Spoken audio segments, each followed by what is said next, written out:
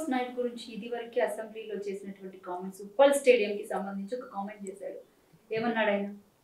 Literally అంటే క్రీడా ఆటలకు సంబంధించి ఉపయోగించుకోవాల్సిన స్టేడియంని ఈ రోజు మందు వాటికి ఉపయోగిస్తున్నారు, దానిగా మనం ఆ స్టేడియం కట్టించుకుంది అన్నట్టు మాట్లాడారు ఆయన. మరి ఈ రోజు చూస్తే తెల్లవారుజామున బీర్ బాటిల్లు, మందు బాటిల్లు, కాండం ప్యాకెట్స్ ఏమనుకోవాలి? నువ్వు స్టేడియం దాకా వెళ్ళావా? పాడుపడ్డ బంగ్లాకి వెళ్ళమ్మా, ఇవన్నీ దొరుకుతాయి. రాష్ట్రంలో ఇది జరగదు అని చెప్పిన చోట జరుగుతాయి, ఇది అవ్వదు అని చెప్పిన చోట అవుతాయి. దైనందిన జీవితంలో అందరికీ తెలుసు ఎక్కడెక్కడ ఏం జరుగుతున్నాయో.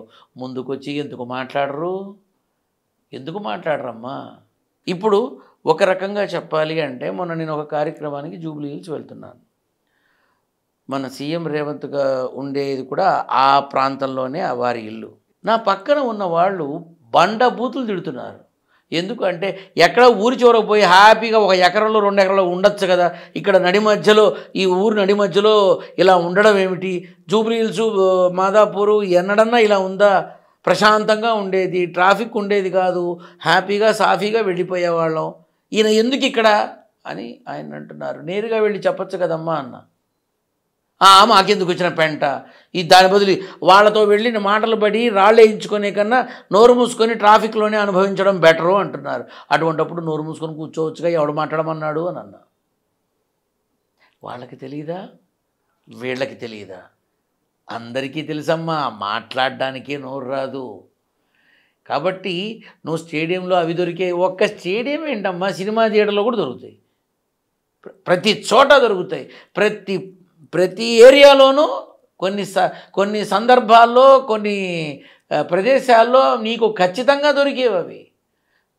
కాబట్టి నువ్వు స్టేడియం దాకా వెళ్ళావు. స్టేడియంని 365 రోజులు వాడుతున్నారా?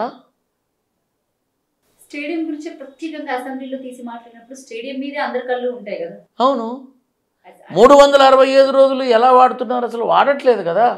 క్రీడా ప్రాంగణాన్ని, క్రీడా విధానంలో క్రీడలకి సంబంధించి 365 రోజుల్లో ఇంటర్నేషనల్ క్రికెట్ మ్యాచెస్కి తప్ప లోకల్గా ఉన్న ప్లేయర్స్కి, స్పోర్ట్స్ పీపుల్కి ఎందుకు ఇవ్వట్లేదు? ఎందుకు వాడట్లేదు?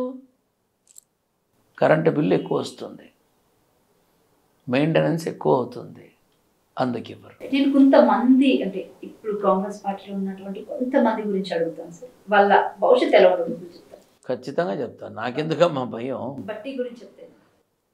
ఆయన హైకమాండ్, ఆయననే కాదు కాంగ్రెస్ నాయకులందరూ కూడా హైకమాండ్కి మనసా వాచా కర్మణ శిరస్సు వంచి చక్కటి విధేయులుగా వారికి ఏ బాధ్యతలు ఇచ్చారో ఆ బాధ్యతలు నిర్వర్తిస్తున్నారు. ఇక ఇప్పుడు నేను ప్రతి వాళ్ళ గురించి అడుగుతున్నాను, నువ్వు ఎవరి గురించి అడిగినా వచ్చే సమాధానం ఇదే. వారి పైన ఉన్నటువంటి హైనాయకత్వం ఏదైతే ఉందో, వారు చూపించే దిశ, వారు చెప్పిన బాధ్యత, వారు ఇచ్చిన విధానం తూచా తప్పకుండా అమలు పరిచేటటువంటి విధేయులు కాంగ్రెస్ ప్రభుత్వం వాళ్ళు. బట్టిని, ఉత్తమ్ కుమార్ రెడ్డిని పక్కన పెడితే సీఎం అయ్యే ఛాన్సెస్ వీళ్ళిద్దరిలో ఎక్కువ ఎవరికి? నేను లాస్ట్ టైం కూడా చెప్పానమ్మా, చాలామందికి అదృష్టం ఉంది కానీ ఎవరికి దక్కదు. ఎవరికి ఎక్కువగా ఉంది అంటే అందులో అందరూ దానికోసం ఆలోచిస్తారుగా. సీనియర్ అనే ఉద్దేశంలో, గత ప్రభుత్వాలలో చేసిన అనుభవాలతో, గత మాజీ మంత్రులుగా, గత ఉప ముఖ్యమంత్రులుగా ఇలా చాలామందే ఉన్నారమ్మా. నువ్వు ఆ ఇద్దరిని ఎందుకు తీసుకున్నావు? నీకు వాళ్ళిద్దరు బాగా క్లోజా? వాళ్ళిద్దరి మీదే ఎక్కువగా ఫోకస్ ఉంది కాబట్టి పరిస్థితుల్లో.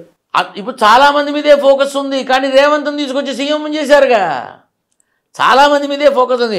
మా సార్ అయిపోతాడు అని పార్టీ ఇచ్చాడు, ఇబ్రహీంపట్నం చివర ఒకడు మా సార్ అయిపోతాడని చెప్పి షాద్ నగర్లో ఇచ్చాడు. మా సార్ అందరూ నా దగ్గరికి వస్తే అనవసరంగా ఖర్చులు ఎందుకురా నాన్న, జాగ్రత్తగా ఉండండిరా, ఎందుకురా మీకు అని చెప్పిన వాడిని నేను.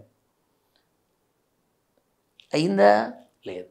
యోగం ఉందనుకో, కాకులు దూరని కారడవిలో ఉన్న తీసుకొచ్చి చక్కగా తీసుకుపోయి కనకపు సింహాసమున కూర్చొండబెట్టి ఇదిరా మా వాడు అని చెప్పగలదు. అది యోగం అంటే.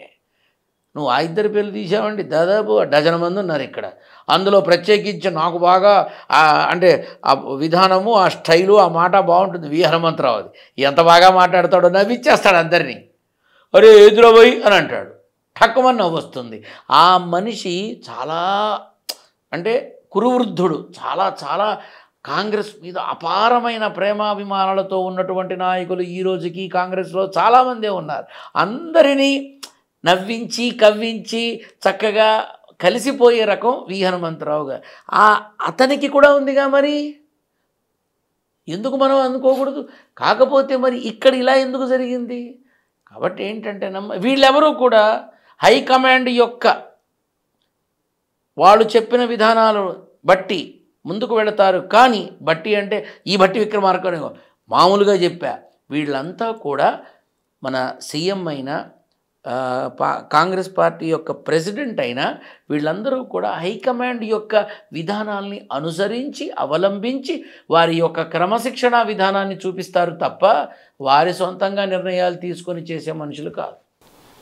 ఎవరైనా పార్టీ మారే అవకాశం ఉందా? కాంగ్రెస్ పార్టీ నుంచి ఏమైనా బయటకు వచ్చే అవకాశాలు ఏమైనా ఉన్నాయా? అంటే విభేదించి ఈ విధమైన ఈ సంవత్సరంలో లేదు. అంటే ఫర్దర్గా 4 సంవత్సరాల గురించి మాట్లాడుతున్నాను నేను. 2027 సంవత్సరంలో నేను గుర్తుంటే నా దగ్గర రా, ఆ సంవత్సరంలో చాలా మార్పులు జరుగుతాయి, అప్పుడు మాట్లాడతాం, ఖచ్చితంగా మాట్లాడతాం. అంటే మొదటిగా బయటకు వస్తే ఎవరు రావచ్చు? విభేదించి రేవంత్ రెడ్డితో కానీ పార్టీతో కానీ కంప్లీట్ కాంగ్రెస్ విధి విధానాలు నచ్చకుండా ఇప్పుడు ఎవరైతే కొత్తగా పార్టీలోకి వెళ్ళి వాళ్ళు మంత్రులుగా వ్యవహరిస్తున్నారో లేకపోతే ఎమ్మెల్యే బీఆర్ఎస్ పార్టీకి సంబంధించిన వాళ్ళు బయటకు వస్తారేమో అంతే. బీఆర్ఎస్ పార్టీకి సంబంధించిన వాళ్ళే తిరిగి మళ్ళీ పూర్వ వైభవం కోసం పూర్వ ప్రాభవం కోసం బయటికి వచ్చి వాళ్ళ బలాన్ని నిరూపిస్తారేమో అంతే తప్ప అక్కడి నుంచి నీకు మార్పులు 2027 దాకా లేవు. ఖచ్చితంగా ఎడిట్ చేయకుండా చూపించుకోండి కావాలంటే.